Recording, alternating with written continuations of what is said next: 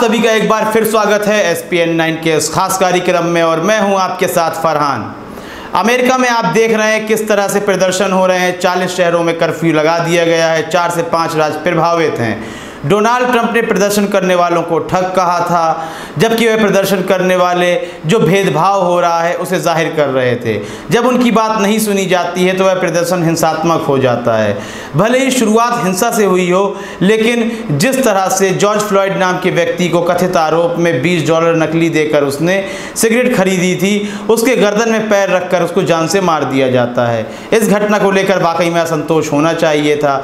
Donald Trump को भी उस भीड़ के सामने निकलकर आना चाहिए था, लेकिन वह निकलकर नहीं आते हैं, बल्कि ट्वीट के माध्यम से उस भीड़ को ही आतंकी बताने की कोशिश की जाती है। तमाम मैं सोशल मीडिया में भी देख रहा हूं, उस भीड़ को आतंकी बताने की ही कोशिश की जा रही है। चलिए, हो सकता है कि वह भीड़ आतंकी हो, लेकिन यूट्यूब ने भी एक घोषणा की है। यूट्यूब अमेरिकी कंपनी ही है, इसको आप मान सकते हैं, अमेरिकी ही है। यहीं से इसका उद्गम हुआ था, इसका उद्गम क्षेत्र है। तो वह भी अब अपने लोगों को ब्लैक करने की बात कर रहा है। ब्लैक करने की बात इसलिए कर रहा है, उसको भी इस बात में रोष है कि अमेरिका में भेदभाव हो रहा है ब्लैक लोगों के साथ, और यह गलत हुआ है। और इस पर अब तक डोनाल्ड ट्रंप ने माफ़ी भी नहीं मांगी है। यही कार्य आपने भारत में भी देखा था। लगातार लिंचिंग चलती रही, लेकिन किसी के द्वारा माफ़ी नहीं मांगी गई। भले ही औपचारिक रूप पर कुछ बयान दे दिए जाते थे, लेकिन इन घटनाओं ने रुकने का नाम नहीं लिया। तो इससे साफ साबित हो जाता है कि आपको शासन का जो एक सत्ता का जो एक पावर है वह प्राप्त है, उसकी आपको आज्ञा भरपूर है।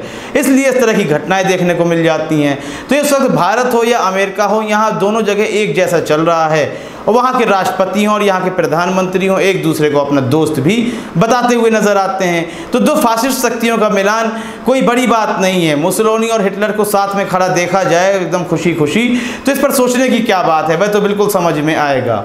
तो मैं ये बातें कह रहा हूँ, मैं किसी की किसी से तुलना बिल्कुल नहीं कर रहा हूँ, बल्कि जिस तरह की घटनाएं चल रही हैं और जिस तरह का देश है संवैधानिक रूप पर देखा जाए तो वैसा तो बिल्कुल नहीं चल रहा है। क्या आपको लगता है कि देश में वैसा ही चल रहा है? और देश में अगर चल भी रहा है, क्या अमेरिका और भारत में कुछ सिमिलरिटी तो दिखाई देने लगी होंगी, वह क्या है?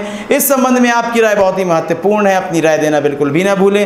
कार्यक्रम को लाइक करें, ज़्यादा से ज़्यादा शेयर करें और चैनल को सब्सक्राइब अवश्य कर दें। तब तक के लिए इजाज़त दीजिए। धन्यवाद।